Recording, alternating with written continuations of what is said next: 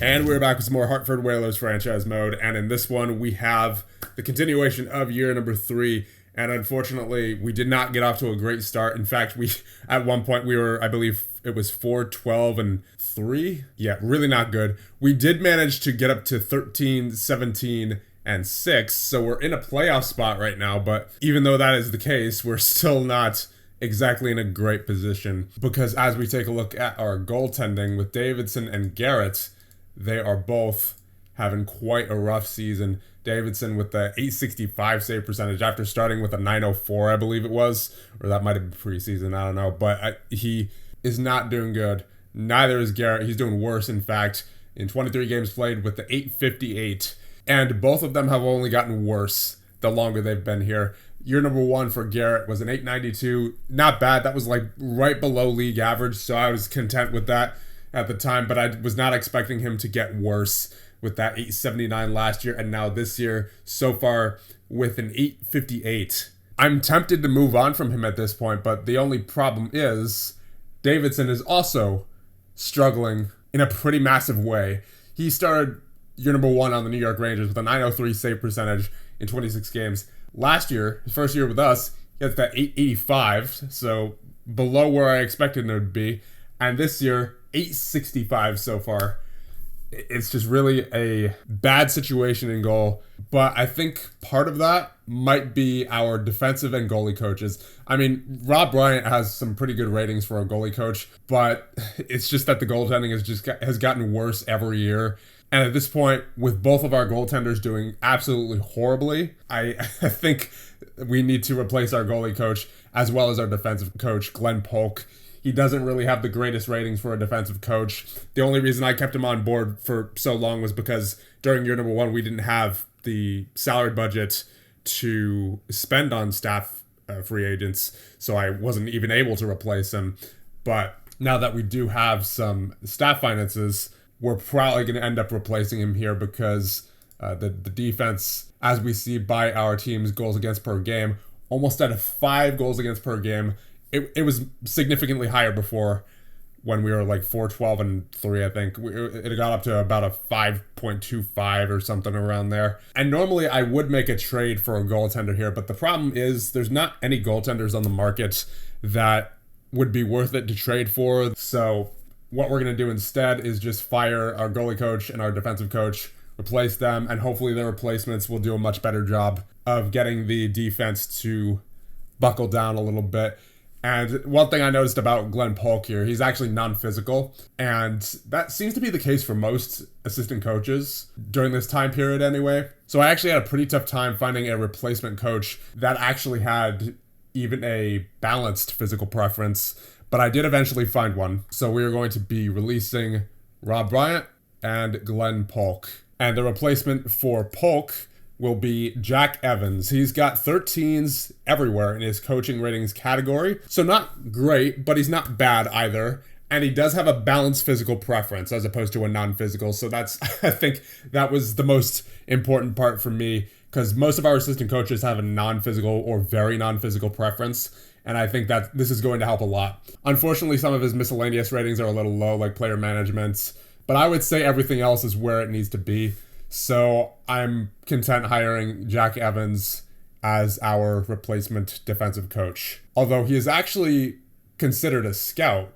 So I wonder if I could, from this menu, I can hire him as an assistant coach, because he got the 20 for coach rating as well. But he was initially, by the game anyway, considered a scout. And to replace our goalie coach will be Damian Myers, who has a 17 for coaching goalies. His coaching prospects isn't all that great, so in that respect, he's not as good as Rob Bryant. But again, we just needed a change in goalie coaches, because goaltending has just gotten worse every single year. So I can't see this making things any worse. If it somehow does, then I'll be at a loss for words, because I don't think it could possibly get any worse than it is right now. So we will hire him as an assistant coach for 3 seasons. All right, so hopefully those changes do something for us. I don't know how many trades I'm going to be making at the deadline. I guess we'll just have to see how things go with the new coaches that we have added. But let me tell you, if that defense does not improve, we are going to be in for one heck of a rebuild. Because with guys like Staunton and Rogers now in their prime and getting towards 30, we're going to need to turn it around soon. If we don't, then we might have to consider moving on from those guys and just trading them for high first round picks and just start all over again. I mean, I believe I said in the last one that I clearly underestimated this team's lack of depth and lack of defensive coherence compared to the rest of the league. So with that, let's see what happens going into the trade deadline, which is, I believe, the beginning of March. All right, so on February 1st, we have been, without a doubt, better as of late, as we're now 22, 23, and 6. So we have managed to, as of late, stay at 500. This is clearly an offensive run-and-gun team, where if we can score a lot of goals, we're going to win. But if we let the other team in our own end too much, then we're going to get scored on a lot. So it's really like a double-edged sword kind of team here. We'll take a look at the player stats later, but what I want to keep an eye on is the goalie stats for right now. So Garrett's been in there for the majority of the time this month, and it looks like he's gotten his save percentage back up there a little bit, 872 now. So that's definitely better than before. What's his game by game? Yeah, he's been in there for the majority of the games lately, and he actually has a pretty solid save percentage most nights. Like, there was only one game in January where he was really not good with that 773. Every other night was pretty solid, at least for this era. So I'm not going to judge anything yet, but so far it seems like those new staff hirings are definitely doing us some good. So I think with that, we'll advance up to March 1st, which is right before the trade deadline. Yeah, okay, we're starting to get it together. That coaching change I think was necessary. It's now March 1st, and we are 29, 26, and 8, 66 points, third in the conference.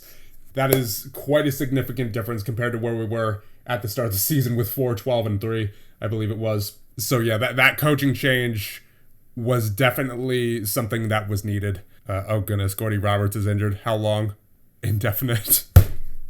Did that just happen? That must have just happened. He's like a 3-star defenseman, isn't he? Yeah, he's a 3-star defenseman.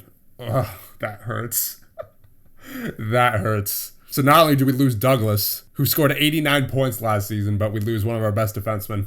Hopefully that doesn't affect us too much. He had 35 points so far this season in 58 games played. So in addition to what he was likely doing defensively as a defensive defenseman, he also had a pretty significant amount of points. Don't like to see it. All right, well, let's take a look at everybody else. So you have Staunton with 84 points so far in 63 games played. Patterson with 75. Rogers with 72 in 56. Coffey with 58 in 63. So definitely building on last season. He looks like he is going to be a pretty good player for a long time on this team, hopefully. Then you got Mark Howe. He is having a rebound season after only having 38 points last year. He now has 57 points in 63 games played. Peter Stastny with 54 points. Anton Stastny with 51, so the brothers working well together. Matty Hagman with 50, so we're clearly scoring. And now with our defense seemingly getting better with the hiring of those two coaches, I think we're definitely in a much better situation now than we were at the start of the season.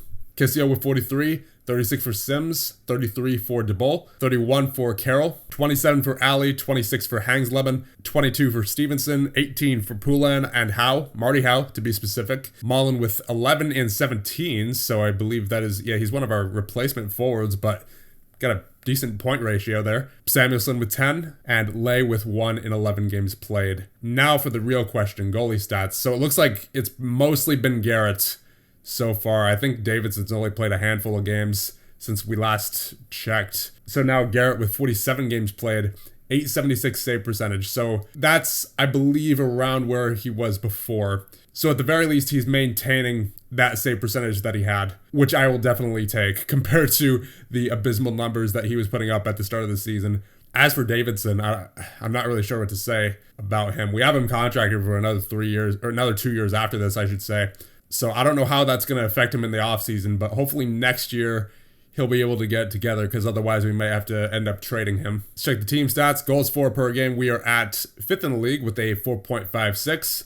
Goals against per game. Yeah, that's gotten much better. Even though it's still not great compared to the rest of the league, we did have a very high number before. So that 4.49 is very much welcome. That was at like 4.9 something last we checked. So far, the new defensive coach definitely doing his job. As for the goalie coach, I'm not sure how much of an effect he really had, but it's safe to say that our goaltending is doing much better as a result of either one or both of those hirings. So I am satisfied for the time being. Power play, we're doing very well on the power play, 27%. That is second in the league.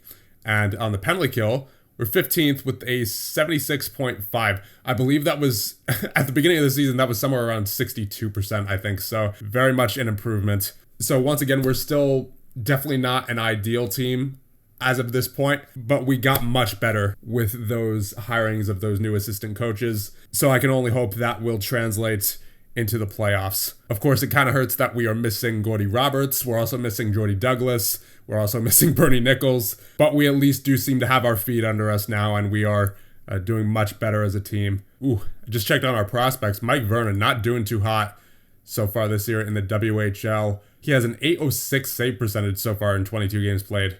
Not ideal, so hopefully he can pick it up there. Don't want our goaltending woes to continue.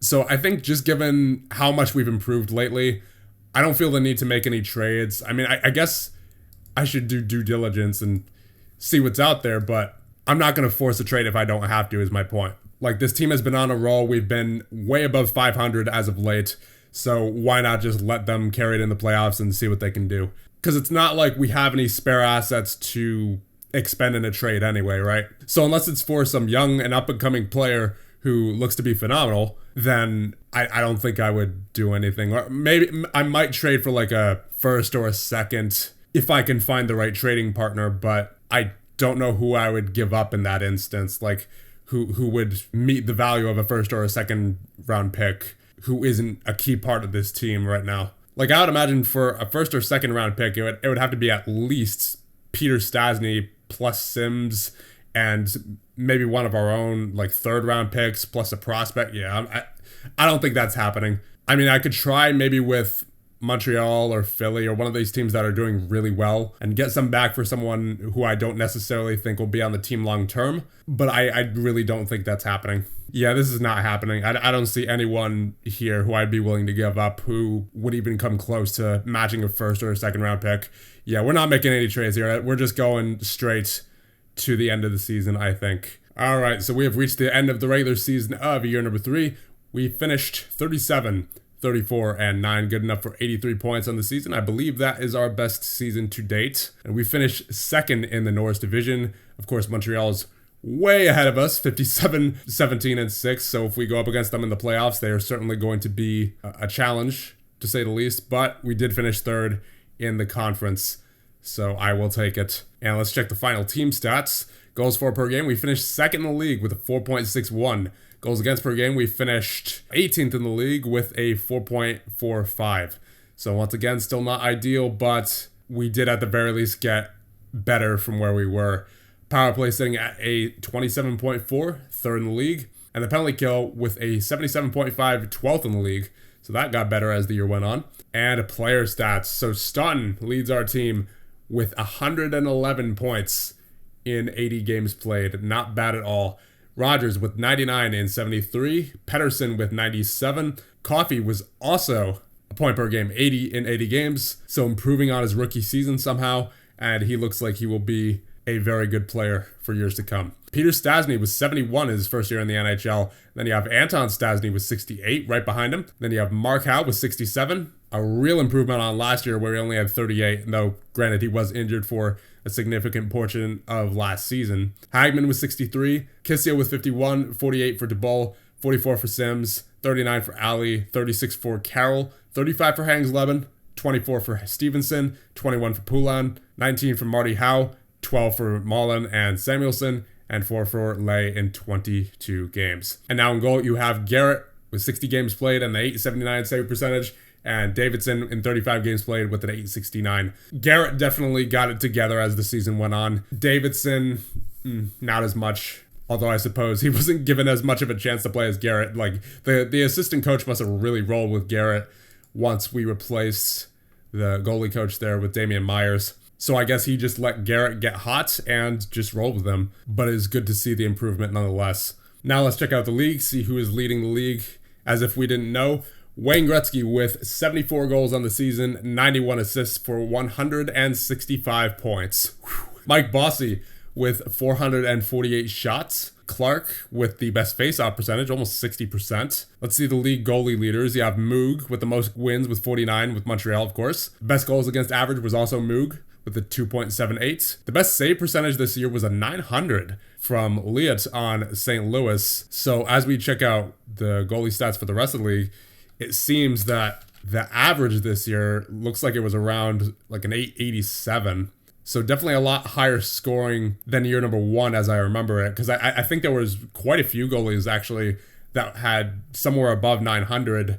I think the average that year was around at 894. So now it looks like this year's dropped to around at 887. So Garrett still doesn't exactly fall under that category. But as we know, he did improve significantly from the start of the season to now. So if you were to take his performances from recently and apply them to the start of the season, he would probably have somewhere around, I'm going to guess like an 888, 889. So if he had kept that up the entire season, I guarantee you he would be above league average right now. So I think it's safe to say Garrett is our guy going into the playoffs. Davidson, we'll see what happens with him going into next season, but he is definitely on thin ice right now, with his save percentage getting drastically worse each year so far. And he did not have much improvement to show this year, unlike Garrett. Although oddly enough, Garrett was the one who dropped in ability. He's now down to 2-star ability, as opposed to Davidson, who's still a 2.5-star. Because I remember Garrett was a 2.5-star to start this year too. Although that might be because of his age. Garrett's already 30, whereas Davidson, I believe, was 28 to start the season.